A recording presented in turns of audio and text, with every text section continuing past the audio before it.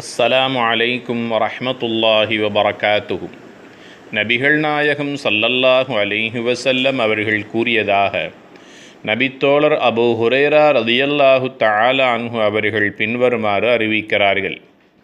யார் ஒருவர் ஃபர்லான தொழுகையை முடித்ததற்கு பிறகு சுபஹானல்லாஹ் 33 தடவைகளும் அல்ஹம்துலில்லாஹ் 33 தடவைகளும் அல்லாஹு அக்பர் 33 தடவைகளும் லா இலாஹ இல்லல்லாஹு வஹ்தஹு லா ஷரீக லஹ் லஹுல் முல்க் வலஹுல் ஹம்து வஹு அலா குல்லி ஷைஇன் கதீர் என்று கூறி 100ஐ பூர்த்தி செய்கிறாரோ அவர் கடல் நுரையை விட அதிகமான பாவங்கள் செய்திருந்தாலும் அனைத்து பாவங்களும் மன்னிக்கப்பட்ட நிலையில் அவருடைய தொழுகை முசல்லாவிலிருந்து எழுந்து செல்கிறார் என்று கூறியதாக சஹீஹ் முஸ்லிமில் இந்த நபிமொழி பதிவு செய்யப்பட்டிருக்கிறது.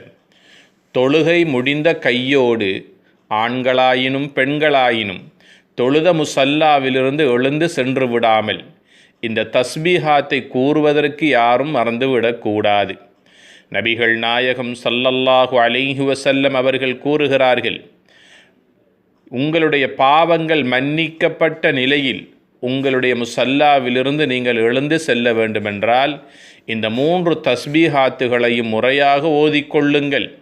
இரண்டாவதாக சொன்னார்கள், சூரா அல் ஃபாத்திஹா அல்ஹம்துலில்லாஹி ரப்பில் ஆலமீன் என்று ஓதக்கூடிய சூறாவையும் யார் ஒருவர் தொழுத முசல்லாவிலிருந்து ஓதிவிட்டு எழுந்து செல்கிறாரோ அவருடைய பாவங்களும் மன்னிக்கப்பட்ட நிலையில் எழுந்து செல்கிறார் என்று கூறியதாக அபூதாவுதில் இந்த நபிமொழி பதிவு செய்யப்பட்டிருக்கிறது.